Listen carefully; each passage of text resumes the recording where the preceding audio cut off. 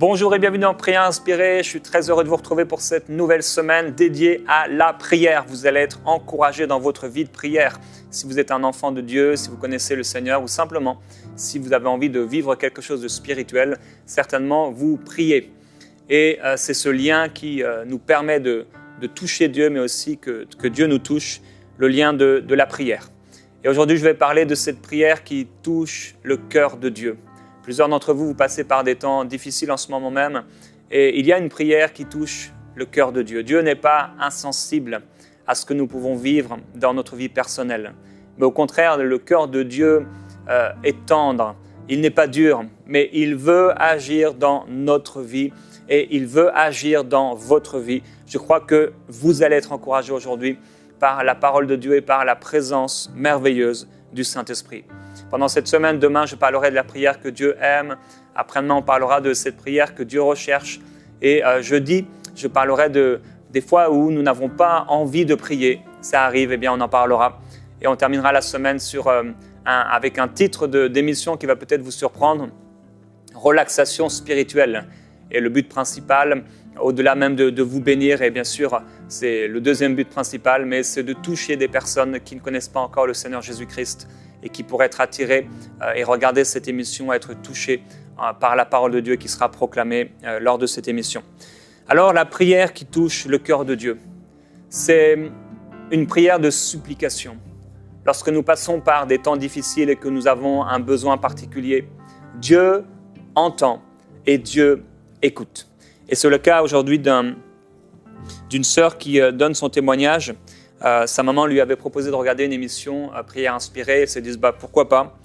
Et elle avait, lors de cette émission, vraiment un désir de voir la puissance de Dieu se manifester pour sa vie personnelle. Elle désirait être exaucée. Et elle dit depuis maintenant 2 ans, je souffrais d'insomnie. Je dormais très peu. J'étais fréquemment prise par des crises d'angoisse. Ce stress m'a causé d'autres problèmes de santé, la fatigue, de l'eczéma, des maux d'estomac, de l'anémie, mais surtout une fatigue morale omniprésente. Et honnêtement, pendant l'émission, je ne priais même pas pour cela, mais je demandais simplement au Seigneur de me restaurer complètement et de m'aider à avancer dans ma vie spirituelle. Mais soudainement, pendant les temps de prière pour la guérison, vous avez parlé des gens insomniaques qui souffraient d'anxiété et j'ai su que cette parole était pour moi. J'ai senti une douce chaleur, comme si j'étais dans un nuage, comme lors d'un câlin. Et j'ai simplement senti la peur me quitter. Et je témoigne ce soir pour sceller cette délivrance. Je crois réellement que cela fait partie de mon passé et que c'est le début d'une longue série de témoignages de la grandeur de Dieu dans ma vie. Et nous déclarons Amen, qu'il en soit ainsi aussi dans votre vie personnelle. On va aller ensemble dans Luc au chapitre 7. Luc au chapitre 7 et au verset 11. Je vais lire ce passage pour vous. Jésus se rendit dans une ville appelée Naïn. Ses disciples et une foule nombreuse faisaient route avec lui. Lorsqu'il fut près de la porte de la ville, voici qu'on portait en terre un mort, fils unique de sa mère qui était veuve. Il y avait avec elle une foule considérable de la ville. Le Seigneur la vit, eut compassion d'elle et lui dit « Ne pleure pas ». Il s'approcha et toucha le cercueil. Ceux qui le portaient s'arrêtèrent. Il dit « Jeune homme, je te le dis, lève-toi ». Et le mort s'assit et se mit à parler. Jésus le rendit à sa mère. Et tous furent saisis de crainte et ils glorifiaient Dieu en disant un grand prophète s'est levé parmi nous et Dieu a visité son peuple. Voilà vraiment une des manifestations de la compassion du Seigneur Jésus-Christ dans les évangiles. Il est entouré d'une foule, tellement de demandes, tellement de besoins, tellement de choses à faire, tellement d'enseignements et d'instructions à donner. Et comme par hasard, il se trouve sur son chemin, cet enterrement, et cette femme qui pleure, cette maman qui pleure parce que son fils est mort. Fils unique de sa mère. Elle-même est veuve et c'est une situation bien sûr difficile. Et avec cette femme, beaucoup de gens l'accompagnent. Et la Bible dit que quand Dieu la vit, quand le Seigneur la vit, il eut compassion d'elle. Et il dit « Ne pleure pas ». Aujourd'hui, il y a un truc qui m'a vraiment particulièrement touché dans ce que le Saint-Esprit m'a demandé de vous partager. On va voir plusieurs passages. Il y a des situations qui durent depuis longtemps. Et à un moment, il se passe quelque chose dans notre cœur, comme un appel, un cri qui est poussé vers Dieu. Et Dieu intervient aussitôt. Dieu le fait de suite. Des situations qui se passent depuis longtemps, qui ont lieu depuis longtemps, de tristesse, de problèmes, de découragement, d'affliction, de maladie, de désespoir. Et il y a un moment, un cri qui s'élève, un cri profond de tristesse, un cri de secours vers Dieu, et instantanément, le Seigneur le fait. Cette femme a vu son fils mourir. C'était trop tard. C'était bien trop tard. Il était dans ce cercueil, on le portait et on allait le mettre à terre, peut-être dans un tombeau. Et Jésus passe par là, il est occupé. Et il voit cette femme, cette maman, et il la voit pleurer, et il est touché. Cette femme n'a pas eu le temps de dire qui elle était, elle n'a pas eu le temps de prouver un quelconque mérite, ou comme pourquoi elle mériterait cette guérison, ce miracle surnaturel. Elle est juste en train de pleurer. Et Jésus ne connaît pas cette femme. Il ne sait pas qui c'est. Mais il voit juste que c'est une maman qui pleure son fils. Il n'y a pas besoin de plus. Son cœur est touché. Et il veut changer cette situation. Et il veut redonner ce fils à cette maman. Et je ne sais pas, ce n'est pas à cause du fils, mais c'est à cause de la maman et des pleurs de la maman et de la tristesse de la maman que le Seigneur Jésus intervient. Et il ressuscite ce fils qui était mort. Et la Bible dit quoi? Il le rend à sa mère.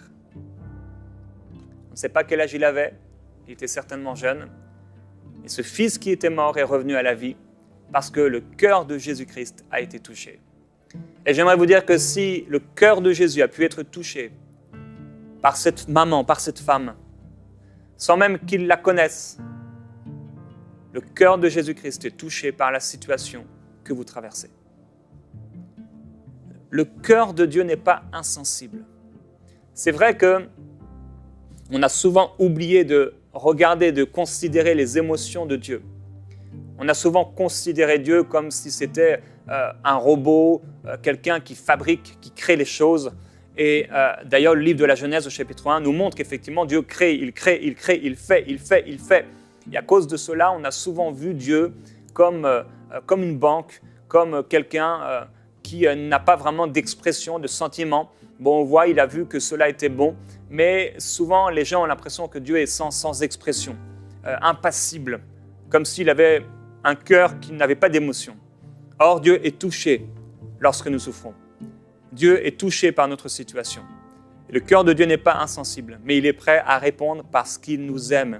Et il dit « Je t'aime d'un amour éternel ». Alors, on va voir plusieurs exemples rapidement de personnes qui ne méritaient rien. Ils ne méritaient pas que Dieu agisse dans leur vie. Et un exemple peut-être flagrant, c'est Akab, le roi Akab. Dans 1 Roi, chapitre 21, il est parlé de lui.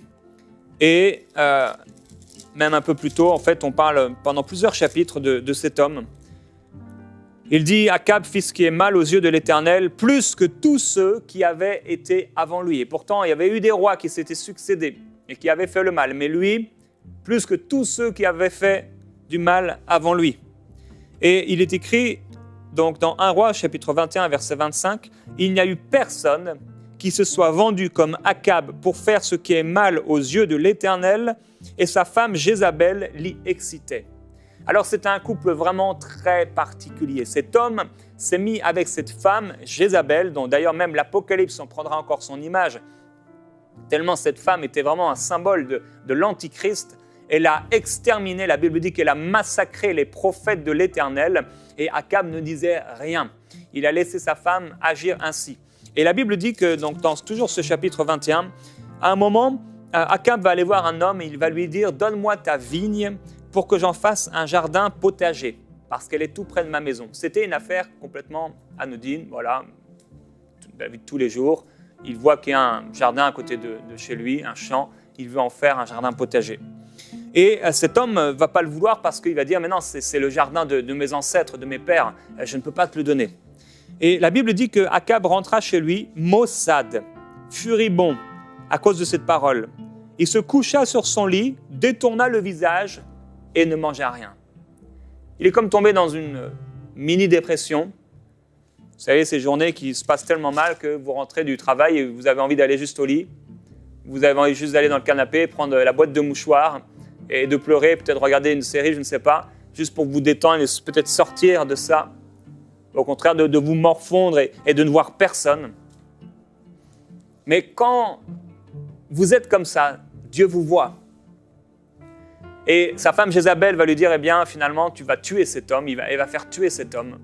Et pour un champ, pour un jardin potager, des légumes, avec l'esprit de Caïn, qui lui également était cultivateur, et qui a tué son frère, elle va tuer cet homme pour un jardin potager. Et donc, en fait, c'était un couple vraiment abominable, leurs actions étaient terribles. Et donc la Bible dit qu'il n'y a eu personne qui se soit vendu comme lui pour faire ce qui est mal aux yeux de l'Éternel. Il a agi de la manière la plus horrible, se ralliant aux idoles, tout comme le faisaient les Amoréens, que l'Éternel avait dépossédés devant les Israélites, après avoir entendu les paroles d'Élie, parce que Élie va arriver auprès d'Akab. Élie, l'homme de Dieu, le prophète de Dieu, appelé par Dieu, sanctifié, Dieu va amener Élie à aller voir Akab. Et Akab va prophétiser la malédiction et les choses qui vont se passer parce que Akab a fait le mal. Et il est écrit, après avoir entendu les paroles d'Élie, Akab déchira ses vêtements, il mit un sac sur son corps et jeûna. Il couchait avec ce sac et marchait lentement. Il a commencé à marcher lentement, à avoir tous les signes de quelqu'un qui est dans le deuil, d'ailleurs comme cette femme. La parole de l'Éternel fut adressée à Élie en ces mots. « As-tu vu comment Akab s'est humilié devant moi? Parce qu'il s'est humilié devant moi, je ne ferai pas venir le malheur pendant sa vie. Ce sera pendant la vie de son fils que je ferai venir le malheur sur sa maison. » À l'époque de la malédiction générationnelle. Et on peut se dire, mais comment le cœur de Dieu a pu être touché par cet homme?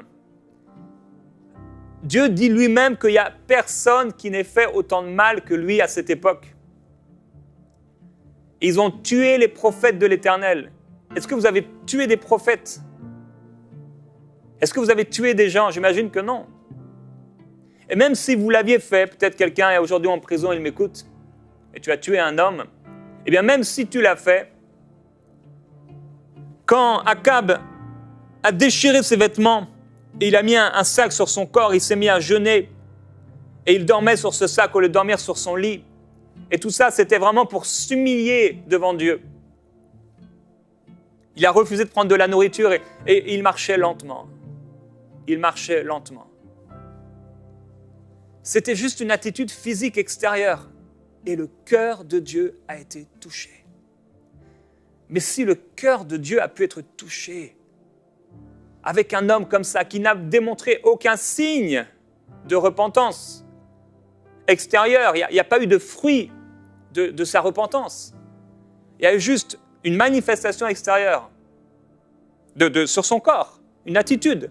Mais il n'y a eu aucun fruit extérieur, aucun fruit qui a été porté. Et pourtant, le cœur du Seigneur a été touché.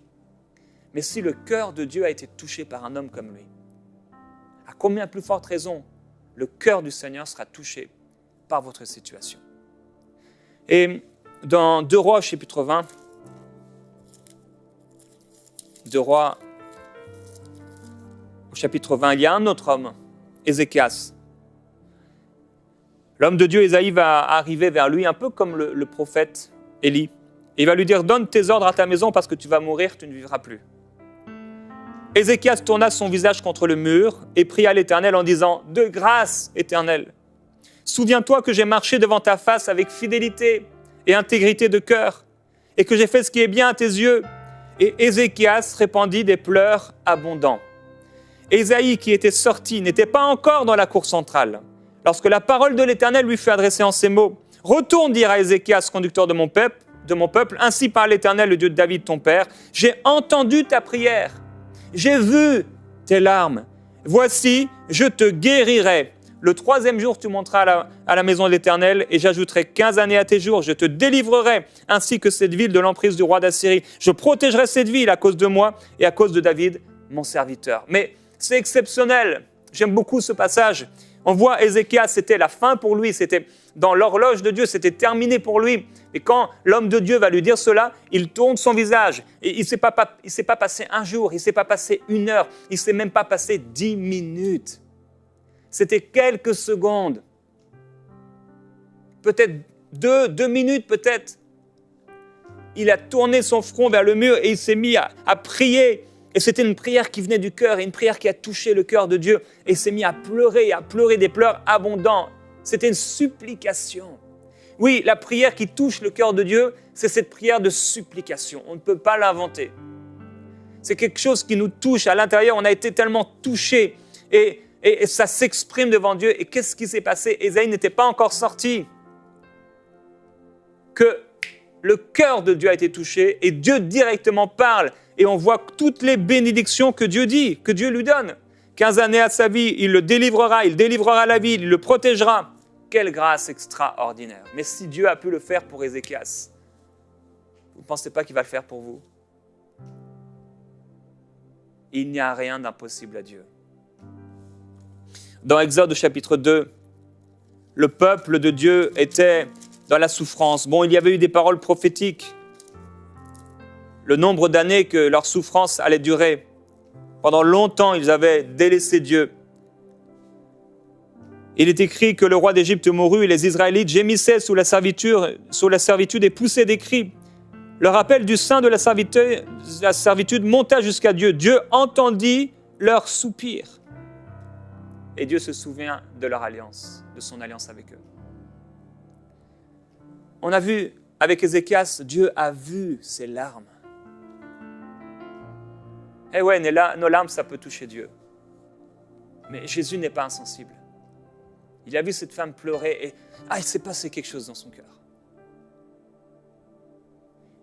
Dieu a vu Ézéchias pleurer et il s'est passé quelque chose dans le cœur de Dieu. Mais frères et sœurs, quand on est parent, et j'ai eu la grâce de le devenir il y a des années, et je me souviens, Eden et je lui dis parfois, je l'ai déjà dit, plusieurs fois, tu n'étais même pas encore né que tu m'avais déjà fait pleurer. Le jour de la naissance, on a cru qu'on allait la perdre. Je pleurais sur l'autoroute et je pleurais. Et elle n'avait rien fait de bon pour moi. Je ne savais pas quel visage elle allait avoir. Elle m'avait rendu aucun service, bien entendu. Elle n'était même pas encore sortie du sein de sa mère et pourtant je l'aimais. Et si un père peut vivre ça, si une maman peut vivre encore avec plus de profondeur, même jusque dans son corps, cet amour pour son enfant qui n'est pas encore né, mais d'où ça vient? D'où ça vient ce sentiment? Est-ce que vous ne pensez pas que quand Dieu a créé Lucifer, il était plein de beauté au départ, il n'était pas Lucifer, c'était un archange de Dieu, un chérubin aux ailes déployées. Dieu l'avait orné de toute espèce de bijoux. Mais Dieu aimait ce chérubin protecteur. Quand il l'a créé, quand il l'a formé, le cœur de Dieu a été touché. Ce qu'on vit en tant que papa, en tant que maman pour notre enfant, on le vit parce que Dieu lui-même a vécu cela avant nous. C'est Dieu le Père céleste. Quand il voit un enfant naître, il est touché. C'est pourquoi Dieu ne veut pas qu'un enfant qui est dans le sein de sa mère soit tué, assassiné. Et dit, moi qui fais enfanter, est-ce que j'empêcherai de naître? Si les hommes veulent empêcher la naissance, Dieu n'empêchera pas la naissance. Parce que Dieu est pour vous et parce que Dieu aime cet enfant. Est-ce que vous pouvez vivre en tant que papa, en tant que maman? C'est parce que Dieu lui-même, le Père, le vit. Il est touché. Il est saisi. Et quand il a vu le peuple d'Israël, qu'il était là en train de gémir, c'était une récolte de malédictions de leur vie passée. Eux, ils étaient dans cette ancienne alliance. Nous, on est dans la nouvelle alliance. On n'a pas à récolter la malédiction parce qu'il n'y a plus aucune malédiction pour nous qui sommes en Jésus-Christ. Toutes les malédictions ont été portées sur Christ. Eh bien, malgré cette malédiction, malgré tout ce que le peuple de Dieu avait fait pendant longtemps, comment ils s'étaient éloignés de Dieu, Dieu a été touché. Et il écrit quoi? Dieu entendit leurs soupirs. Et il dit à Moïse, il va déranger Moïse. Il est tranquille dans sa routine, dans sa vie. Et il le dérange et il lui dit, j'ai bien vu la misère de mon peuple qui est en Égypte. Et j'ai entendu son cri à cause de ses oppresseurs, car je connais ses douleurs. On ne sait pas de quelle façon le peuple était en train de crier. On ne sait pas si vraiment ils étaient en train de faire appel à Dieu. On ne sait pas s'ils étaient en train de s'approcher de Dieu. On sait une chose, c'est qu'ils soupiraient et ils criaient. Et le cœur de Dieu en a été touché. C'est comme cet homme, Jésus dit, dans Luc chapitre 18, c'était un publicain. Il se tenait à distance, il n'osait même pas lever les yeux vers le ciel, mais il se frappait la poitrine en disant « Oh Dieu, sois apaisé envers moi, je suis un pécheur ». L'attitude de cet homme, c'est une attitude de supplication, c'est une attitude d'humilité, c'est une attitude de quelqu'un qui souffre. Et Jacques nous dira quoi? Il dira « Approchez-vous de Dieu, il s'approchera de vous. Purifiez vos mains, pécheurs, et nettoyez vos cœurs, âmes partagées. Reconnaissez votre misère, menez deuil, pleurez, que votre rire se change en deuil et votre joie en tristesse. Humiliez-vous devant le Seigneur, et il vous élèvera. » Il y a des temps de souffrance, il y a des temps difficiles, et Dieu n'est pas insensible. Je ne sais pas exactement quelle situation vous traversez. Qu'est-ce que vous êtes en train de vivre en ce moment? Je ne sais pas comment c'est dur et depuis combien de temps ça dure. Mais avec Ézéchias, quand il y a eu cette prière, c'était une prière de supplication, mais c'était à la fois une prière de foi. Il était dans son désespoir, convaincu que Dieu pouvait le faire. Et il a suffi d'un instant pour que Dieu change les choses. Et mon frère, ma sœur, je voudrais te proposer de mettre ta confiance dans le Seigneur, de peut-être te repentir si tu as besoin de repentance, de changer ta disposition intérieure, de croire et de faire confiance en l'amour de ton Père qui t'aime. Et d'arrêter de penser, de croire que Dieu bloque sa compassion, son amour, que Dieu attend. Il est profondément amour. C'est sa nature, c'est qui il est, c'est son essence. Il ne peut pas bloquer sa nature. Il ne peut pas. Sinon, ce serait contre nature. Et Dieu ne fait rien qui soit contre nature. Alors, comme dans le témoignage qu'on a lu tout à l'heure, cette personne qui s'est sentie comme dans un nuage, et la peur, la tristesse, l'angoisse est partie. Qu'il en soit ainsi pendant ce temps de prière. Je veux t'encourager à prier maintenant de tout ton cœur vers le Seigneur et à lui faire confiance. Approchez-vous du trône de la grâce pour obtenir miséricorde. Car la prière fervente du juste a une grande efficacité. Je vais te laisser prier avec tes mots, avec vos mots. Je vais vous laisser prier maintenant. Priez Dieu de tout votre cœur. Au son des instruments, abandonnez-vous entre ses mains, car il agira.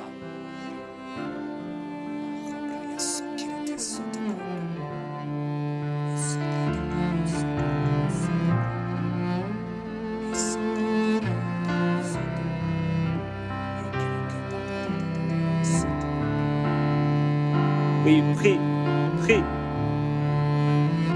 Abandonne-toi.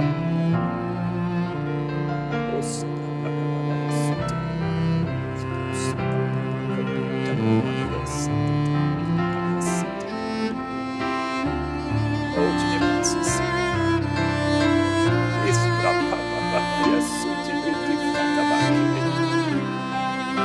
de miracles, Dieu de compassion, Dieu de miséricorde.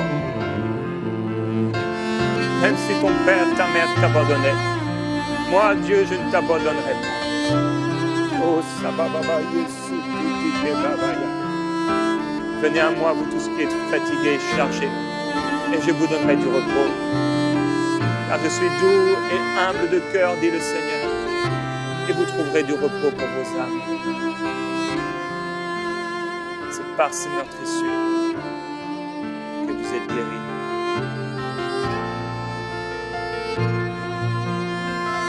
Oui, par le Seigneur, par le Seigneur.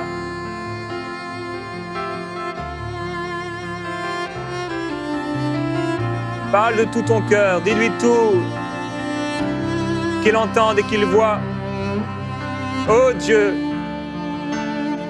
tu entends quand un juste crie à toi, tu le délivres. Quand un malheureux crie, tu le délivres. Oh, tu l'arraches à toutes ses frayeurs. Tu l'établis en gloire et en bénédiction, en grâce et en bonté.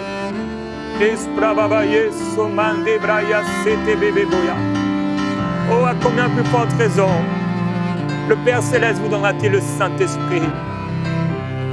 Oh, Sabababoy. Isomamba broko boboya.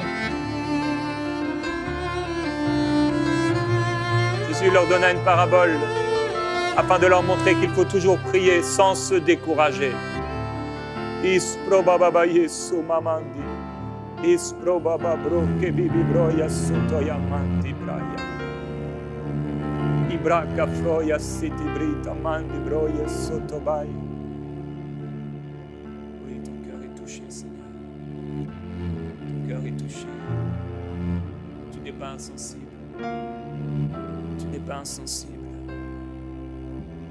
Tu n'es pas insensible.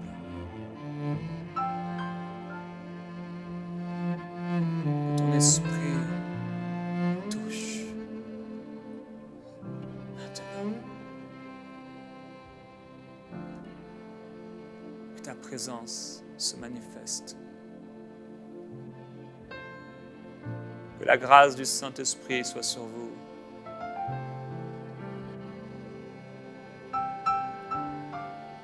Il n'y a rien d'impossible à Dieu.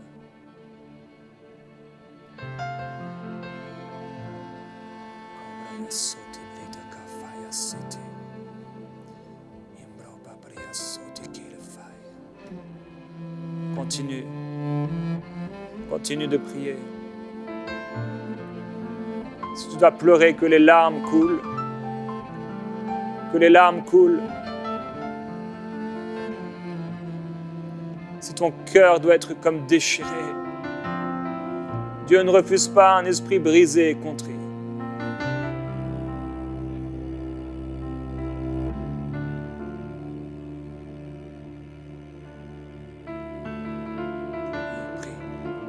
Prie encore.